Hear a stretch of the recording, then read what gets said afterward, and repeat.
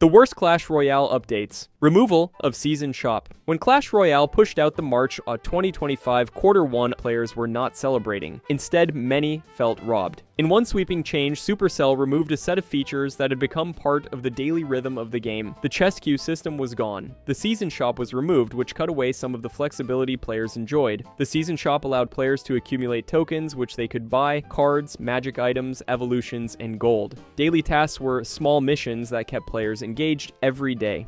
They gave out rewards that felt meaningful without forcing people to grind endlessly. The banner boxes added a layer of fun customization and gave casual players a reason to keep logging in. The Season Shop offered more control over what you wanted to unlock instead of relying completely on chance. The replacement reward systems felt shallow. Instead of giving freedom and flexibility, the update pushed players into rigid structures that were slower and less exciting. The community reaction was loud. Posts on forums and social channels were filled with complaints about how the game had lost some of its quality of life. For many, this update was not about balancing cards or changing gameplay, but about cutting away at the fun of the grind. It turned a satisfying loop into a frustrating one. Players still talk about this update as one of the worst changes Clash Royale has ever made. The update for losers. The first quarter update of 2023 was quickly branded by the community as the update for losers, and not in a good way. What sounded like a step toward fairness ended up alienating a huge portion of the player base. The idea was simple. Even if you lost battles, you would still earn rewards.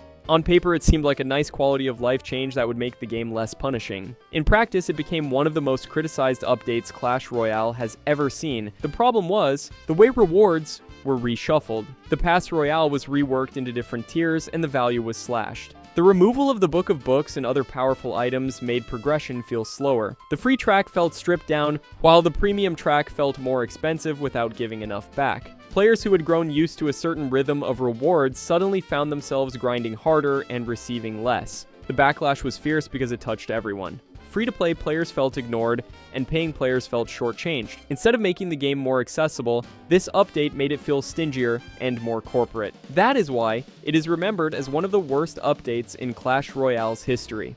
Rune Giant enchantment limit change and damage split. Rune Giant was introduced as one of the most innovative cards.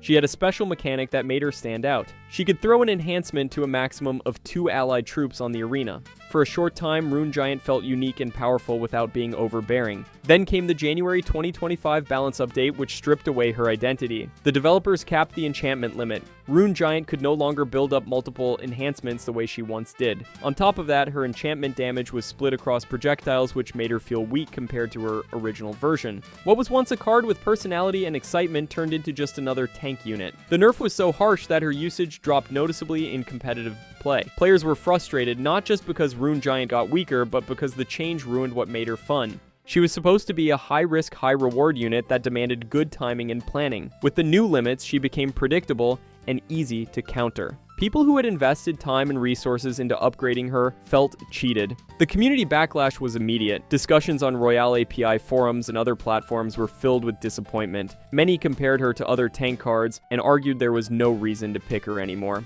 She lost the unique factor that made her stand out in Clash Royale's lineup. Instead of adjusting her numbers gradually, the update gutted her in one swing. Rune Giant serves as a reminder of how balance changes can go too far. Players do not just want numbers to be fair, they want cards to retain their flavor and identity. Taking that away turns an exciting addition into a wasted slot in the game. For that reason, the Rune Giant update is remembered as one of the worst in recent memory. Clan Wars 2. When Clan Wars 2 dropped, players expected a fresh way to engage with their clans and keep the game social. What we got instead was one of the most disappointing updates Clash Royale has ever seen. On paper, it sounded promising. Bigger clan battles, a new river race, and more rewards for active participation.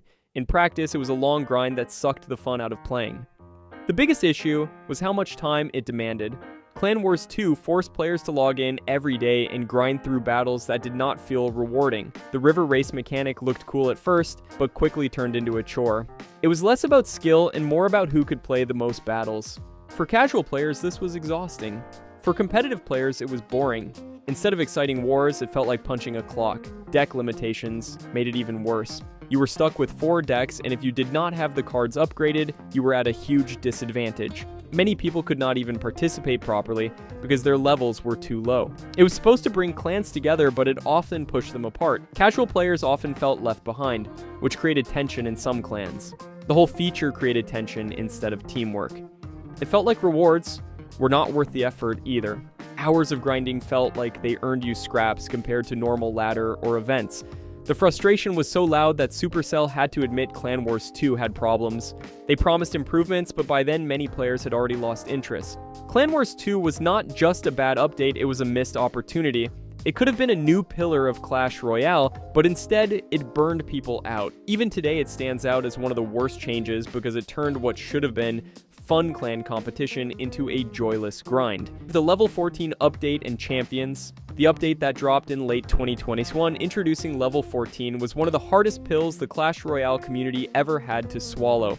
For years, level 13 was the ultimate grind, the point where players finally felt like they had made it. Hitting max level was a badge of honor after countless months of saving gold and upgrading cards. Then Supercell raised the cap to level 14, and just like that, the finish line moved further away. The frustration was not only about a new level being added, it was about how it changed the entire ecosystem of the game. To climb from level 13 to 14 required staggering amounts of gold and cards. For free-to-play players who were already struggling with upgrades, it felt impossible. Meanwhile, heavy spenders who could dump money into the game jumped ahead instantly. That gap between casual and paying players became wider than ever, and it started to feel like progression was being sold instead of earned. Making things worse, champions were introduced in this same update, but they were locked behind level 14. On paper, champions were meant to be exciting, unique cards with special abilities. In reality, they became a symbol of exclusivity. Unless you reached the king level 14, you could not even try them. That bitterness spread quickly across the community. The champions themselves were controversial too. Archer Queen and Skeleton King warped the meta overnight. Their abilities could swing matches in ways normal cards never did, but the real damage was psychological. The update told players that progress was never secure, and that the path forward was going to be steeper and more expensive. It was a turning point where many began to see Clash Royale as less of a strategy game and more of a pay-to-win business. Elixir Golem release. When Elixir Golem was first released, it instantly became one of the most controversial cards ever added to Clash Royale. At first glance, it looked like a high-risk, high-reward card. You spend a small amount of Elixir for a tank that splits into multiple units. If it dies, it gives your opponent Elixir. The idea sounded balanced. In practice, it was a nightmare. The problem with Elixir Golem was how much value you could get for so little cost. For 3 Elixir, you could drop a massive tank and stack it with support units behind. In lower arenas, it was unstoppable. Players who had no idea how to counter it were crushed over and over again. It created frustration not only because of how strong it was, but also because it punished players who did not have perfect counters available. On the flip side, the drawback of giving your opponent Elixir barely mattered when your push already ended the game. Matches were often decided in one push. In lower arenas, many players felt helpless once it reached their tower with support. That one card broke the normal flow of Clash Royale. Players hated it because it felt unfair. Losing to a Golem push after you defended perfectly was infuriating. Winning with it did not even feel good because you knew it was broken. The card warped the meta so badly that balance changes kept hitting it again and again. But even after nerfs, the memory of how awful it was stuck. The Elixir Golem update was not just a mistake, it was a sign of how dangerous new card ideas could be. Instead of adding strategy, it removed it. For many players, this was one of the updates that made Clash Royale feel less like a skill game and more like a coin flip. It is still talked about today as one of the worst additions in the history of the game. The Evolutions update. In 2023, Clash Royale introduced card evolutions, a system that was supposed to bring a fresh layer of depth and excitement. Instead, it quickly became one of the most criticized changes in the history of the game. On paper, evolutions sounded brilliant. Classic cards like the Skeletons or Barbarians could evolve into stronger versions after a certain condition was met, adding new strategy and variety. In practice, though, it became another wall between free-to-play players and those willing to spend money. The controversy centered on how evolutions were unlocked. At release, they were almost entirely tied to the paid system. If you wanted to experience the new mechanics, you had to buy into the Pass Royale and pay for the special tokens that unlocked them. Players who chose not to spend money were left behind watching as their opponents used evolved cards that were simply stronger than anything they could field. It was not just about creativity or strategy, it was raw stat boosts and added abilities that tipped the balance heavily. The pay-to-win accusations grew louder because the gap between spenders and free players was no longer just about card levels. Now, it was about access to mechanics that fundamentally changed how the game worked. An evolved card could swing a battle by itself, turning what should have been a close match into a hopeless stomp. For many players, this update felt like the game was no longer respecting skill at all.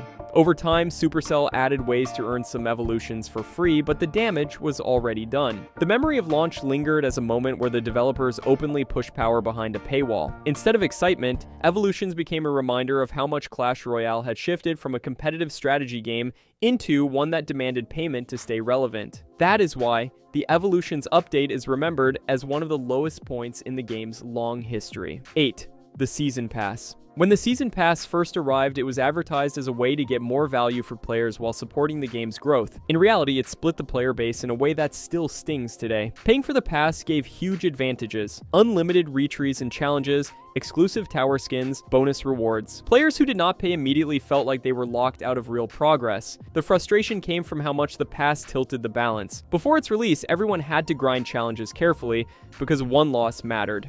With the pass, losses became irrelevant because you could keep retrying. That meant competitive events were no longer about skill alone, they were about who had the pass. It created an unfair divide that free-to-play players could never bridge. The reward structure also highlighted the problem. Players with the pass had a steady flow of gold cards and magic items, while others had to fight for scraps. It made progression slower for anyone unwilling to spend money. Even if the pass was marketed as optional, it quickly became obvious that you either bought it or fell behind. For a game that built its identity on fairness and strategy, this update marked a turning point. Many longtime players felt betrayed because the Season Pass made Clash Royale feel like a paywall.